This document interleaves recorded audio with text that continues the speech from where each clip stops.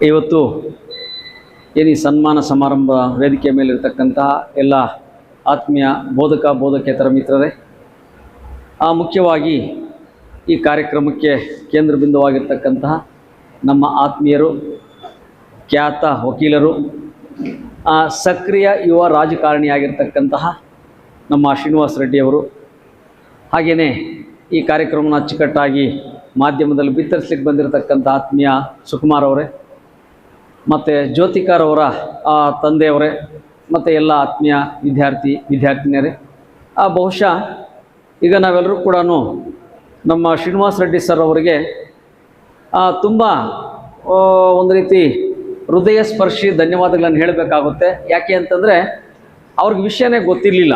ನನಗೆ ಆಶ್ಚರ್ಯ ಅನ್ನಿಸ್ತು. ಅವ್ರು ನನಗೆ ಫೋನ್ ಮಾಡಿದಾಗ ಫೋನ್ ಮಾಡಿಬಿಟ್ಟು, ಸರ್ ಇಲ್ಲ ಪೇಪರಲ್ಲಿ ನಾನು ಈ ರೀತಿ ನೋಡಿದೆ ಸರ್, ನಾನೊಂದು ಸನ್ಮಾನ ಮಾಡಬೇಕು ಅಂತಂದಾಗ ಅವಾಗ ಅನ್ನಿಸ್ತು ನನಗೆ ಆ ವಿದ್ಯಾರ್ಥಿಗಳ ಬಗ್ಗೆ ಮತ್ತು ನಮ್ಮ ಸಂಸ್ಥೆಯ ಬಗ್ಗೆ ಅವ್ರಿಗೆ ಎಷ್ಟೊಂದು ಕಾಳಜಿ ಇದೆ ಅಂತ ಹೇಳ್ಬಿಟ್ಟು. ಆಲ್ರೆಡಿ ಹೇಳಿದೆ ನಾನು, ಒಳ್ಳೆ ಯುವ ಸಕ್ರಿಯ ರಾಜಕಾರಣಿ ಅಂತೇಳಿ. ಈಗಾಗಲೇ ಅವ್ರು ಏನು ಅಂತ ನನಗೆ ನೆನಪಾಗುತ್ತೆ, ಕರೋನಾ ಸಂದರ್ಭದಲ್ಲಿ ಇದೇ ನಮ್ಮ ಕಾಲೇಜಲ್ಲಿ ಸುಮಾರು ಒಂದು ರೀತಿ ಯಾರಿಗೆ ಒಂದು ರೀತಿ ಅಭಾಗ್ಯ ಇರುವಂಥ ನಾವೇನು ಕೂಡ ಎಷ್ಟು ಇಲ್ಲೇ ಪ್ಲಾಟ್ಫಾರ್ಮ್ ಮಾಡಿಕೊಂಡು ಫುಡ್ ಕಿಟ್ಸನ್ನು ಕೊಟ್ಟಿದ್ದು. ಹಂಗಾಗಿ ಅವರು ಒಳ್ಳೆ ಸೇವೆ ನೀಡ್ತಾ ಇದ್ದಾರೆ. ಬಟ್ ಅದರಲ್ಲೂ ಕೂಡ ವಿದ್ಯಾರ್ಥಿಗಳನ್ನು ಕೂಡ ಗಮನಿಸಿ ಪೇಪರಲ್ಲಿ ನೋಡಿ ಈ ರೀತಿ ನಾನು ನನ್ನ ಕಡೆಯಿಂದ ಒಂದು ಸನ್ಮಾನ ಮಾಡಬೇಕಂತ ನೆನ್ನೆ ಫೋನ್ ಮಾಡಿದ್ದು, ಮತ್ತು ಎಲ್ಲ ಅರೇಂಜ್ ಮಾಡಿಕೊಟ್ಟಿದ್ದು. ಈ ರೀತಿ ಪೇಪರಲ್ಲಿ ನೋಡಿ ಕಾಳಜಿ ವಹಿಸಿ ಈ ರೀತಿ ಗುರುತಿಸಿ ಮಾಡ್ತಾರೆ. ನಿಜವಾಗ್ಲೂ ಈ ಮನಸ್ಸು ಎಲ್ರಿಗೂ ಇರೋದಿಲ್ಲ, ಅದು ಕೇವಲ ಕೆಲವ್ರಿಗೆ ಮಾತ್ರ ಇರುತ್ತೆ.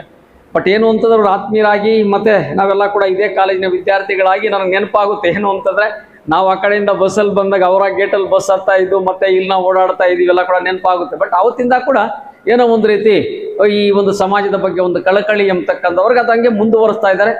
ಹೀಗೆ ಅವ್ರಿಗೇನು ಅಂತಂದರೆ ಸಮಾಜದ ಬಗ್ಗೆ ಏನು ಅಭಾಗ್ಯ ಇರತಕ್ಕಂಥವ್ರ ಬಗ್ಗೆ ಅವ್ರಿಗೆ ಕಾಳಜಿ ಇರಲಿ, ಅವರ ಸದಾ ಅಭ್ಯಸ್ತವಾಗಿ ನೀವು ಇರಬೇಕು ಅಂತೇಳಿ, ಮತ್ತು ನಮ್ಮ ಕಾಲೇಜಿನ ವಿದ್ಯಾರ್ಥಿಗಳು ಈ ರೀತಿ ನೀವು ಗುರುತಿಸ್ತಕ್ಕಂಥವ್ರು ಏನಿರ್ತಾರೆ ಅವರು ಹಿಂಗೆ ನೀವು ಸನ್ಮಾನ ಸತ್ಕಾರಗಳು ನೀವು ಮಾಡಬೇಕಂತ ಈ ಸಂದರ್ಭದಲ್ಲಿ ಹೇಳ್ತಾ, ಮತ್ತು ಅದಕ್ಕೆಲ್ಲ ಕೂಡ ಭಗವಂತ ನಿಮ್ಗೆ ಶಕ್ತಿ ನೀಡಲಿ, ಇನ್ನೂ ನಿಮ್ಮ ಶಕ್ತಿ ಹೆಚ್ಚಾಗಲಿ ಅಂತ ಹೇಳ್ಬಿಟ್ಟು ಸಂದರ್ಭದಲ್ಲಿ ನಾನು ನಮ್ಮ ವಿದ್ಯಾರ್ಥಿಗಳು ಮತ್ತು ನಮ್ಮ ಸಿಬ್ಬಂದಿಯ ಪರವಾಗಿ ಭಗವಂತನಲ್ಲಿ ಪ್ರಾರ್ಥಿಸ್ತಾ, ಇವತ್ತು ಈ ಒಂದು ಸನ್ಮಾನ ಸಮಾರಂಭದಲ್ಲಿ ನನಗೂ ಕೂಡ ಅಧ್ಯಕ್ಷ ಸ್ಥಾನವನ್ನು ಕೊಟ್ಟು 4 ಮಾತನ್ನು ಹೇಳಲಿಕ್ಕೆ ಅವಕಾಶ ಕೊಟ್ಟು ನಿಮ್ಮೆಲ್ಲರೂ ಕೂಡ ಹೊಂದಿಸ್ತಾ ನಾನು 2 ಮಾತು ಮುಗಿಸ್ತಾ ಇದ್ದೀನಿ. ಜೈ ಹಿಂದ್, ಜೈ ಕರ್ನಾಟಕ.